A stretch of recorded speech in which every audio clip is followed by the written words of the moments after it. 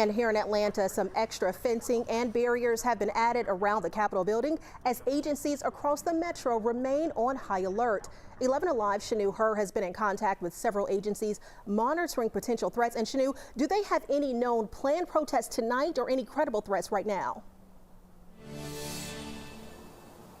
Well, Latasha, right now the GBI, FBI, and GSP say they don't know of any specific threats to the Georgia State Capitol or government buildings, but they are actively monitoring the situation and sharing intel.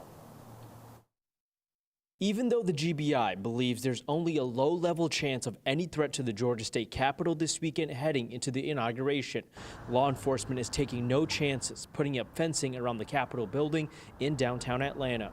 Businesses also taking precautions, like the CNN Center, which boarded up its glass doors and windows Friday. It has been a frequent site for protesters in the past. The GBI's director says the agency is helping feed intelligence of any possible threats to officers in the street. FBI Atlanta says it set up a command post through the inauguration. It too will, quote, continuously share information based on tips submitted by the public and have deployed personnel, including special agents, bomb technicians, evidence response teams, tactical teams, and intelligence analysts to support investigations. The Georgia National Guard says it has not been asked to increase security at locations they've been protecting, such as the governor's mansion and the Capitol. But the Georgia National Guard will be ready if our governor calls us to provide additional capabilities our professional law enforcement teammates need.